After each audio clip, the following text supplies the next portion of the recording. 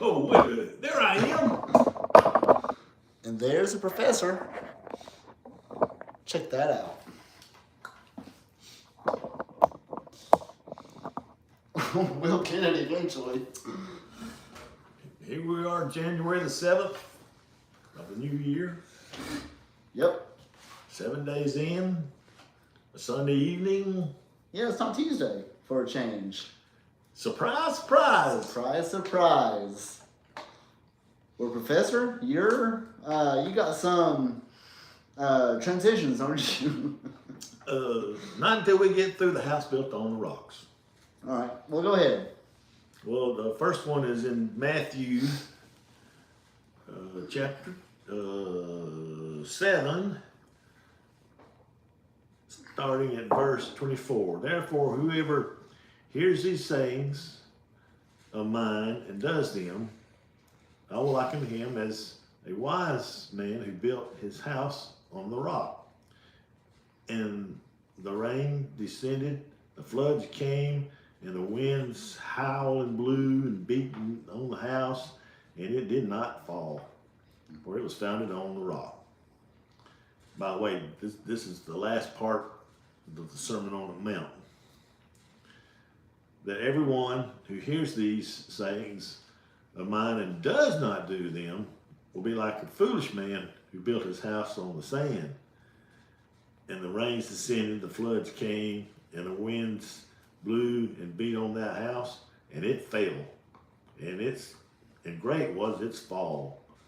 And it was when Jesus had ended these sayings that the people were astonished at his teachings. For he had taught them as one having authority and not as the scribes. And that's Matthew's rendition of a house built on the rock. And like I said, we read that last verse. He's ending his Sermon on the Mount. We should have got this in last week. Yeah. We're gonna have to do this and then jump into something else. Yep. So we don't want to make this a 10-minute session. And you didn't. Did you include Luke too? Oh, you're gonna read Luke, ain't you? Yeah. What script? What Starts at 46. 46. Yep. So, well, first off, our channel is what? The Foundation. So not the singing group. there's a singing group called the Foundation? Yeah. I didn't know that. Of course, you got to go back to the 60s and the 70s to. So we are the foundation. So this is what it's all about, is establishing our foundation on God's word. On his rock. On his rock. Upon this rock, I will build my church. Right? Yeah, and I remember the kids were taught about the wise man who built his house on the rock. I can't remember how the little tune goes. You probably heard it too. Yeah, I know exactly what you're talking about. But like you, I don't know the name of it or how it goes. Well, you need to learn so you can play it on guitar. Yeah. Okay, so we're going to be in Luke chapter 6 for 46. So why do you keep calling me Lord? 46. Yep. So why do you keep calling me Lord, Lord, when you don't do what I say? I will show you what it's like when someone comes to me and listens to my teachings and then follows it. It is like a person building a house who digs deep and lays the foundation on solid rock or solid ground. When the floodwaters rise and break against that house, it stands firm because it was well built. But anyone who hears and doesn't obey is like a person who builds a house without a foundation. When the flood swept down against that house, it will collapse into a heap of ruins. Anything on that? And what's funny about Luke, it says that you dig down to solid rock. Matthew didn't talk about doing any digging down. Right. So what tickles me is that if you don't do, foolish man doesn't dig down, builds it on sand.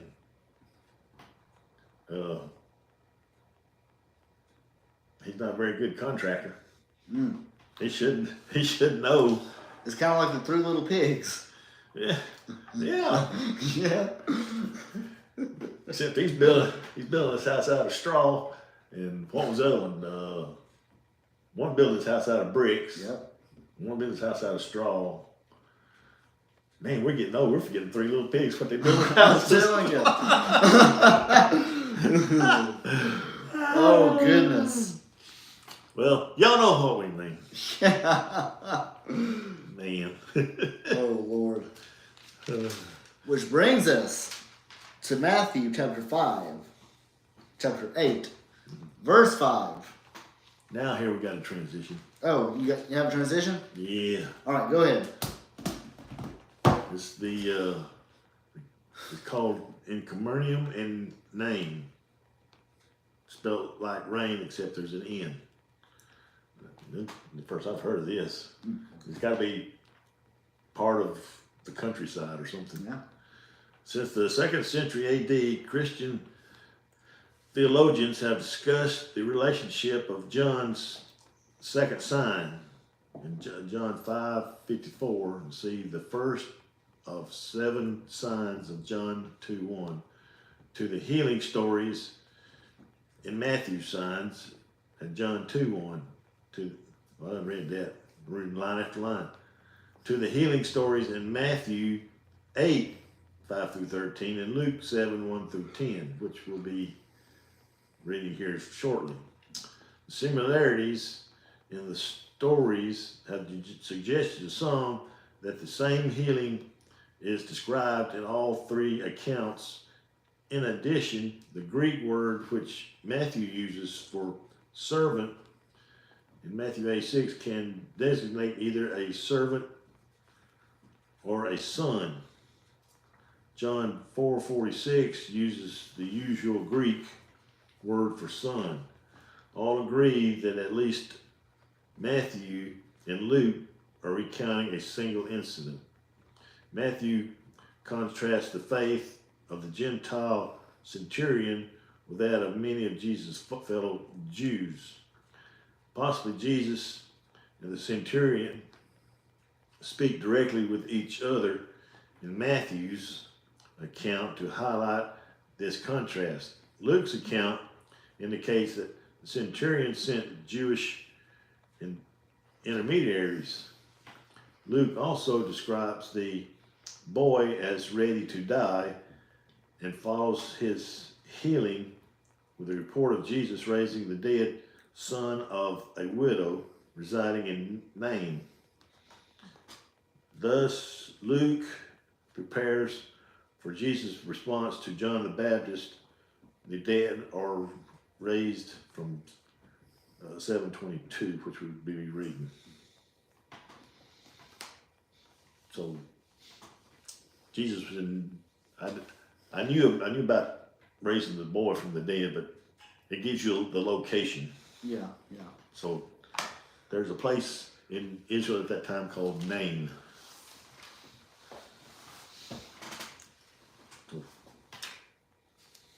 So we're going to kind of be in, start off in Luke chapter 7, verse 1, and then go to chapter 8, verse 5. So it says, when Jesus had finished saying all these things to the people, he returned to Capernaum. Now, after the Sermon on the Mount, where does Jesus go? To Capernaum. Which brings us to Matthew chapter 8, starting in verse 5. Now, Jesus returned to Capernaum. A Roman official, officer, came and pleaded with him, Lord, my young servant lies in bed, paralyzed and in terrible pain. And Jesus said, I will come and I will heal him. Let's talk about that. This is Jesus, the Son of God, coming to just like a request. It's like today. Asking you will receive. Yeah. Yeah. That's what he did. Yeah. It's kind of like today, talking to Margaret. Margaret gave us the idea for David to come tonight. So, it's like... If she had told you what she was not doing, then you'd assume we'd been both of us staying at home tonight. What was she not doing? Well, she wasn't going to play card games with her sister and niece. So we should be still hanging out at the house, and I wouldn't be here. Yeah. Did you selfishly pray for that? No. I did not.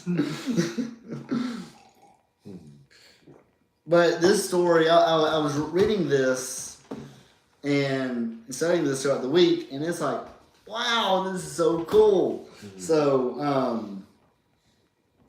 but then again, the Bible does that. You read the Bible and you're reading and studying it, and throughout the entire process, God's speaking to you and continually giving you endless revelations. Now, these are stories, kind of like what we talked about in the last session, that these are stories that we all know, but again, it's really, really cool to come back and revisit them, and you always get something new out of it. You have anything to add, Professor?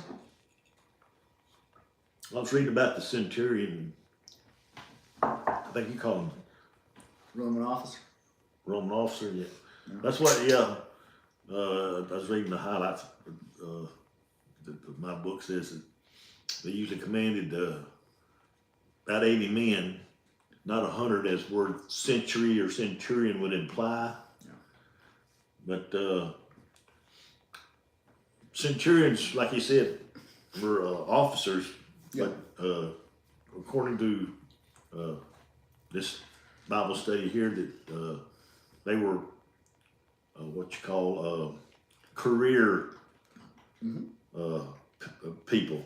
Yeah. That was their life, and some of them got wealthy being centurions. Sure. So I don't know. It doesn't say how long this centurion has been stationed in Israel. But well, long enough to become a superior supervisor. Yeah, he may have been one when he got there. Well, yeah, that's true. But he either brought his wealth with him, or if he was one there, he accumulated it there. But anyway, they were better off than regular soldiers. Yeah. Okay, verse 8.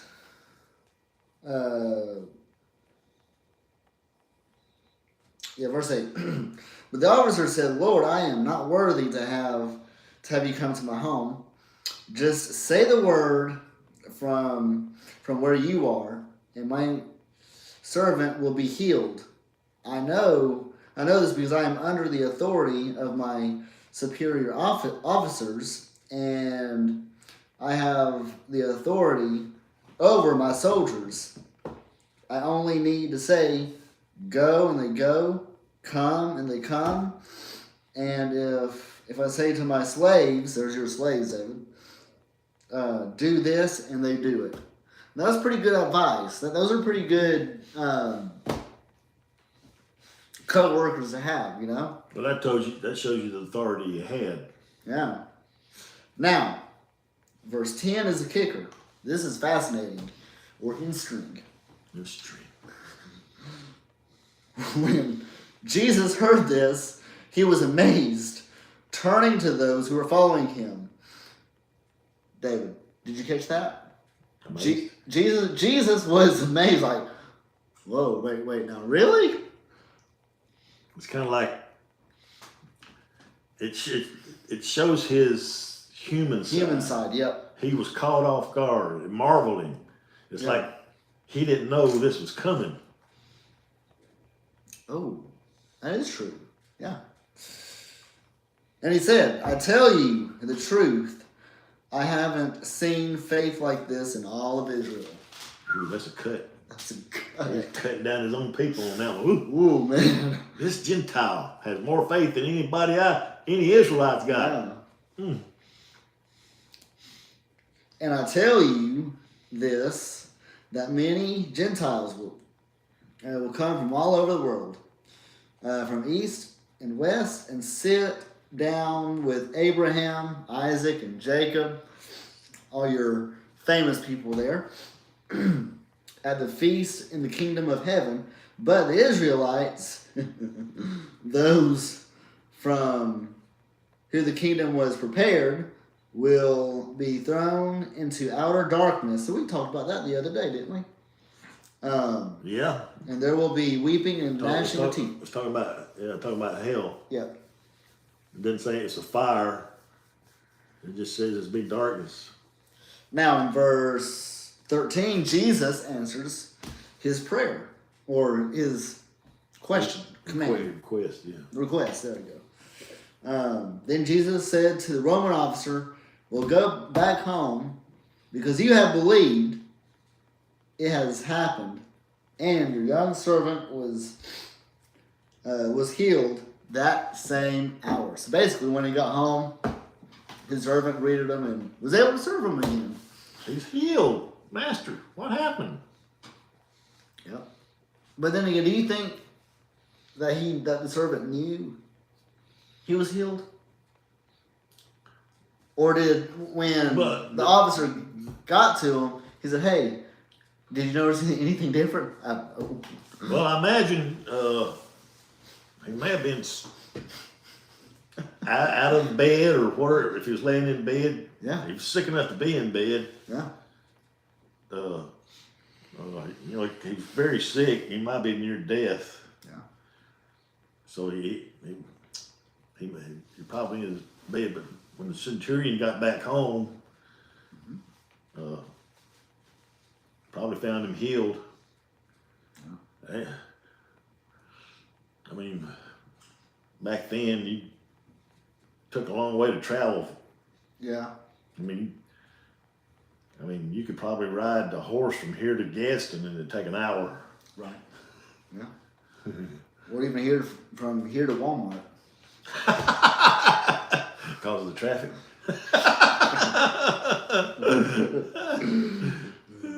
Okay, you got 7, 2 through 10, or 1 through 10? Talking about Luke? Yeah, Luke. Mm-hmm. 2 through 10? Yeah, go ahead. And a certain centurion servant who was dear to him was sick and ready to die. And so he had to be on his deathbed. So when he heard about Jesus, he sent elders of the Jews to him, pleading with him to come and heal his servant. Now that's what we had in this transition that the centurion didn't come himself, but he sent elders of the Jews to Jesus. Yes. And when they came to Jesus, they begged him earnestly, saying that the one for whom he should do this was deserving, for he loves our nation and has built us a synagogue. So this centurion was wealthy. Yeah. He built them a synagogue. Woo! That's probably, they knew that they owed him a favor. That's the reason they was going to go to him instead of the centurion in Luke. Then Jesus went with them, and when he was already not far from the house, the centurion sent friends to him, saying to him, "Lord, do not trouble yourself, for I am not worthy that you should enter under my roof. Therefore I did not even think of myself worthy to come to you. But say the word, and my servant will be healed. For I also am a man placed under authority, having soldiers under me, and I say to no one, and I say to one, go, and he goes, and to another, come, and he comes, and to my servant, do this, and he does it.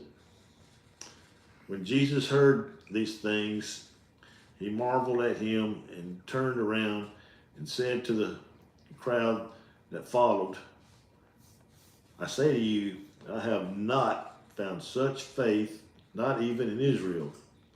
And those who were sent, returning to the house, found the servant well who had been sick.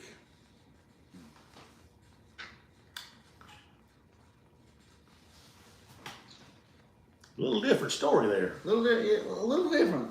Yeah, he, instead of him going, the centurion going himself to see Jesus, he waits till he gets close Yeah.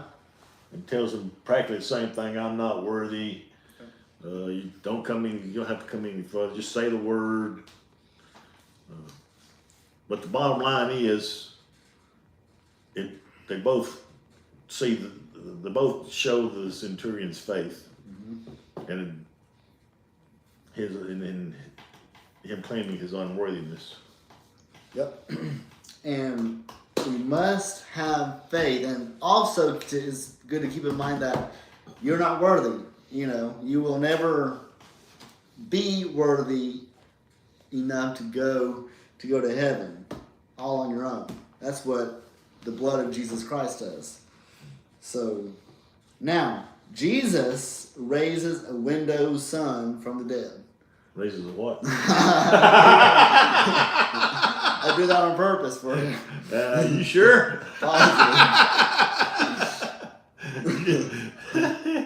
That's an ongoing joke. Yeah. Oh man. Yeah. What's a publican? It's a Republican. Republican.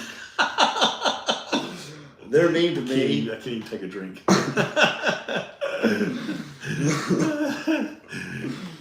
Okay. Now this is I've done a little digging on this one. This was pretty interesting.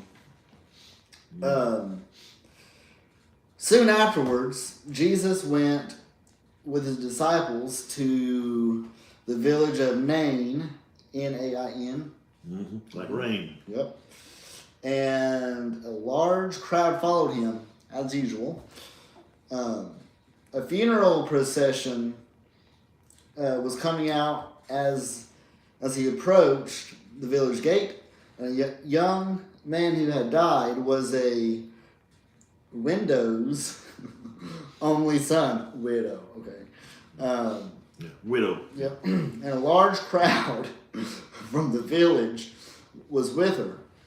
And the Lord saw her. His heart overflowed with compassion.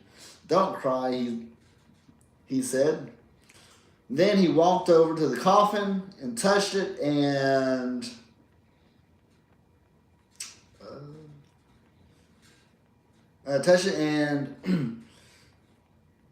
let's see, I lost my place. And the bearer stopped. Young man, he said, I tell you, get up. And then the boy sat up and began to talk, and Jesus gave him back to his mother. So the great fear swept the crowd, and they praised God, saying, a mighty prophet has risen among us. So they're thinking that Jesus is just a prophet, right? Which wasn't uncommon back in those days, because you had the prophets like Ezekiel, Daniel, all them. I'm sitting here thinking, though, you talk about a prophet. I'm just wondering, was any prophet in the Old Testament that raised anybody from the dead? I can't think of anybody. I don't know. That'd be something good to ask Google. Yeah, good point. So,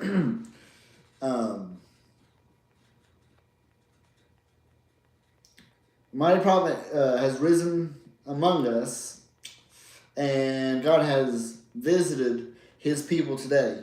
And the news about Jesus spread throughout Judea, and that surrounded the countryside. I guess so. Especially in small towns, you know, things. I don't know if Capernaum was small, but you know, I'm pretty sure something like that would be on the county news at least. Well, we read one where he healed a young man, might have been Centurion's son, who's on his deathbed, and then he does heal one that's dead. Yep. Or raise one that's dead. Yep. And so far in our chronicle start from the beginning to up to here,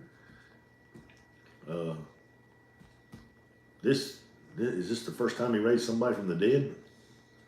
Have we read anything before that? I believe so. I believe it is.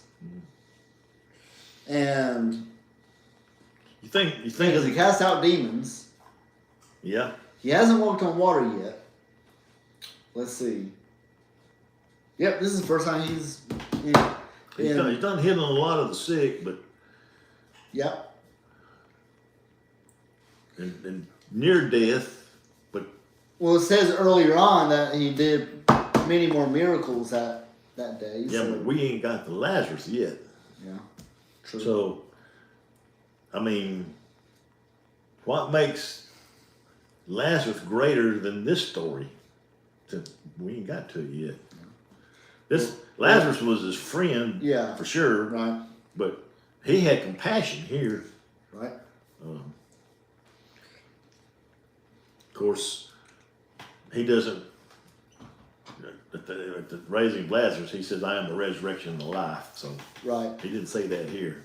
Now, funerals were something that were totally different than what we have today, right? Well, first, technology today, obviously, but you know, you got your It did.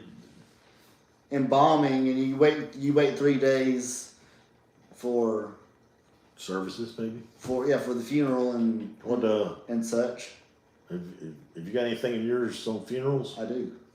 Well, you're gonna give us a little history lesson here. Absolutely. All right. Yeah. I want to hear about this. Yes, sir. So this. I don't think Jews embalmed theirs, did they? No, what this tells you, we'll get to it here in a minute.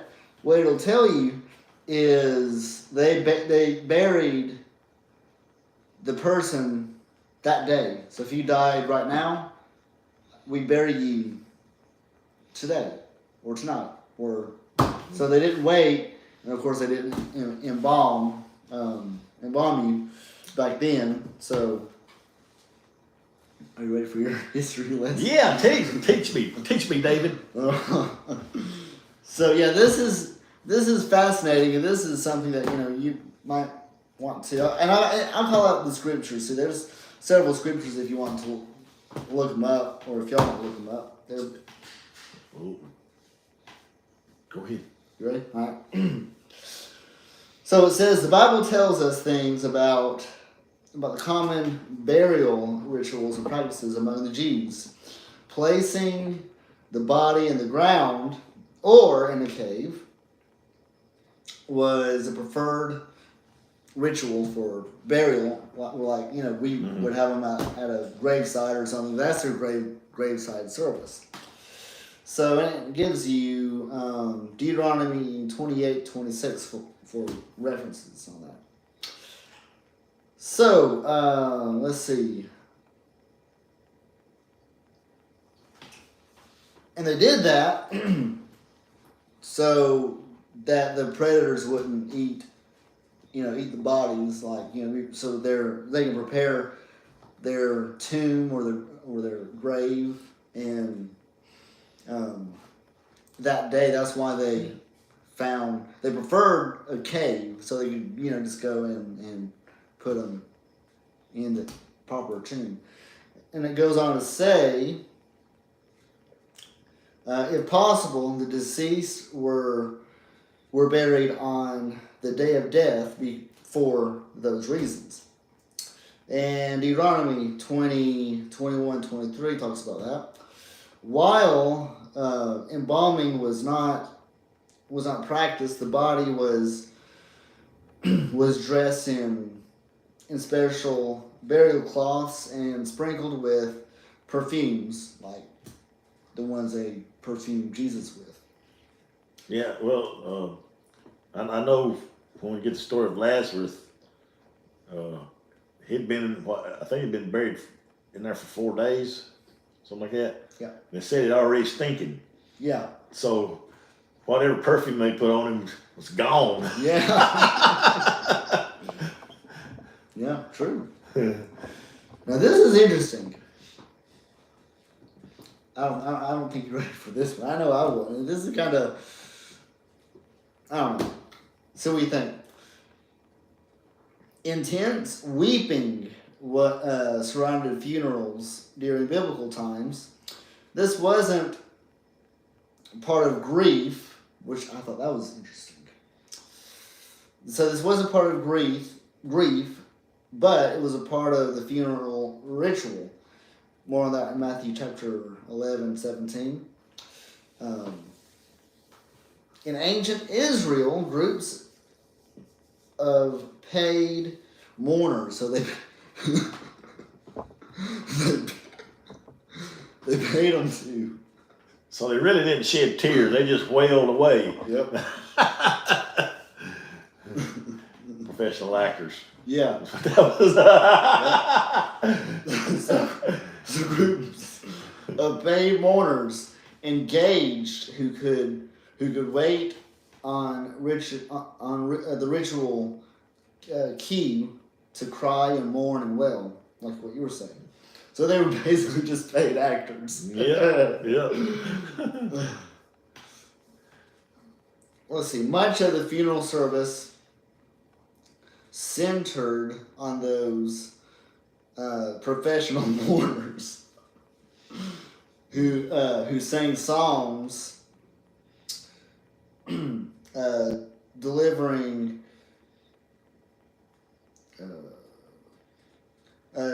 compassion that gives you compassion of the dead, and it gives you 2 Chronicles 35:25 and Jeremiah 9:17 through 22. And the Hebrews had a deep appreciation of human life and health. That's all it says.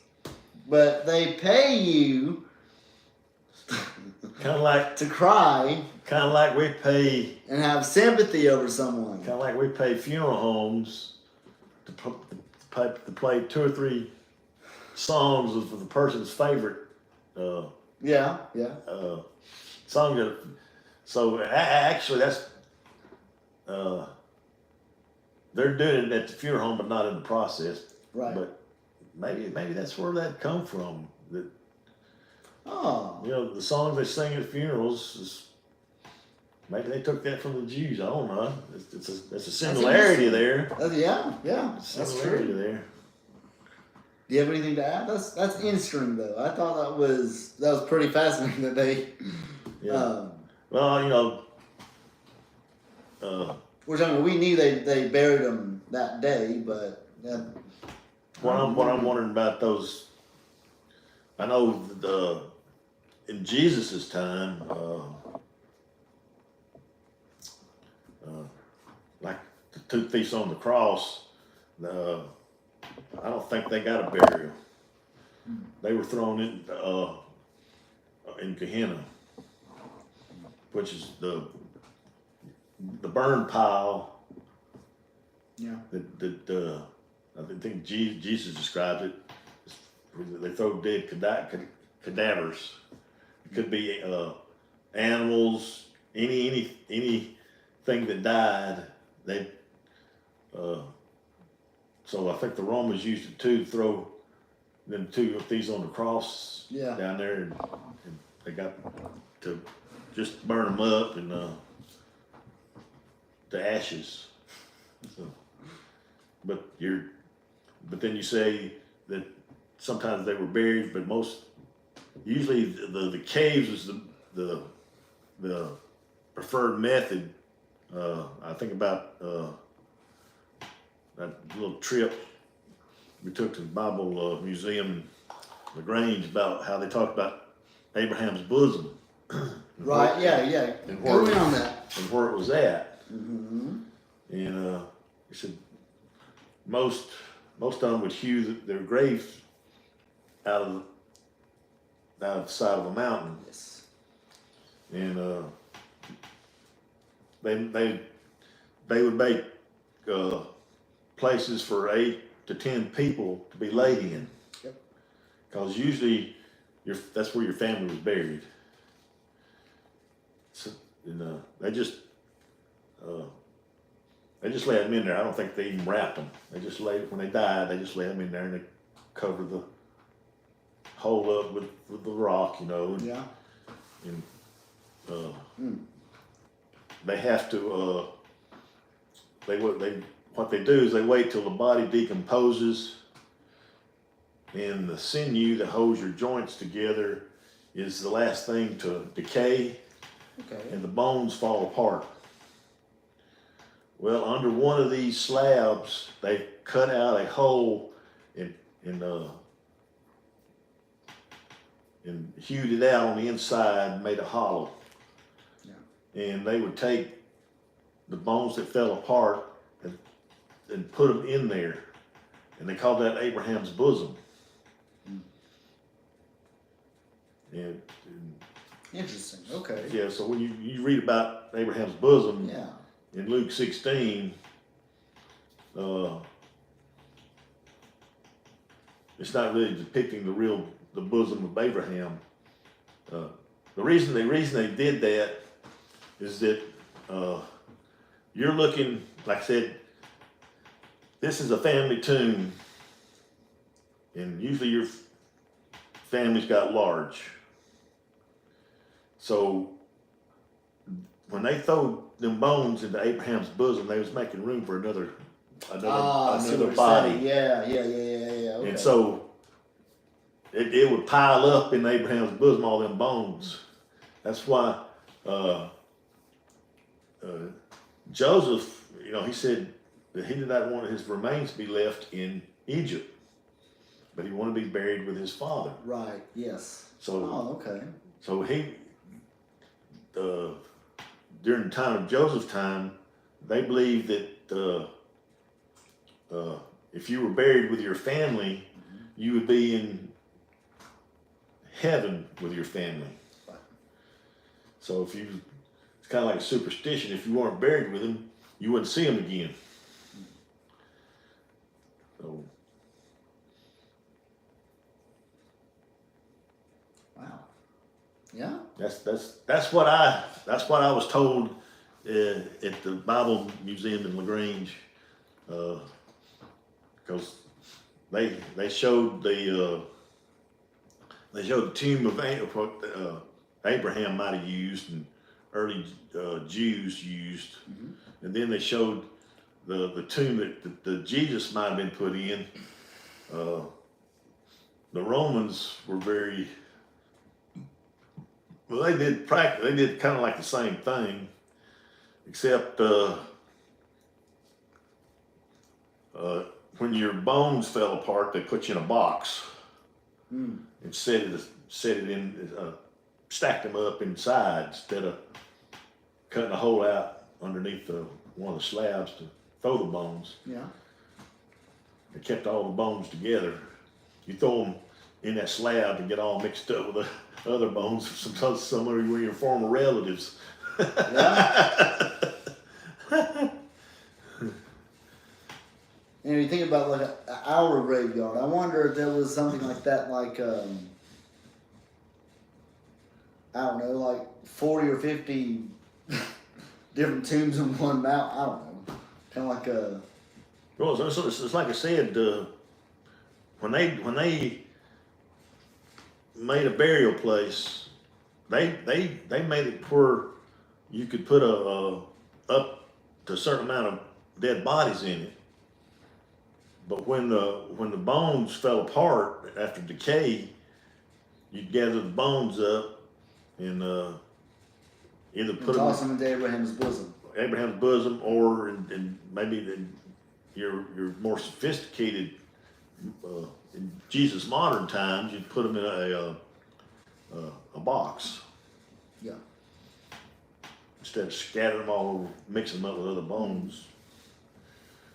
But they were still. Yeah, that's interesting. Yeah, I was wondering. You know, they talked about the tomb Jesus was buried in. I just wondered if that was just a personal tomb or was it a family tomb. It just said that Joseph of Arimathea, it was his tomb. Mm-hmm. So he may have been fearing it at one point that the day would come when Jesus' body would decay and his bones would fall apart, and then he'd get to move and still use his own tomb. Yeah. It's Yeah. Yeah. kind of like what I heard about the way Japanese bury him. They bury him 6 deep. Oh. Can you imagine going down deep enough in the earth to bury 6 bodies in? Let's see, that's what, 6 feet. 36 feet, Yeah, so yeah, man. one on top of the other. Yeah. Do they bury them in coffins or? They probably put them in something that probably metal. Yeah. But back then, you know, they didn't put them in coffins. They Yeah. just put them. You know, Japan's such a small island. Yeah. A lot of people, even their sleeping compartments is one stacked on top of the other. Yeah. So True.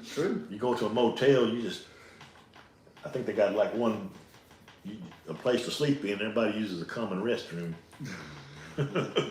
Yeah.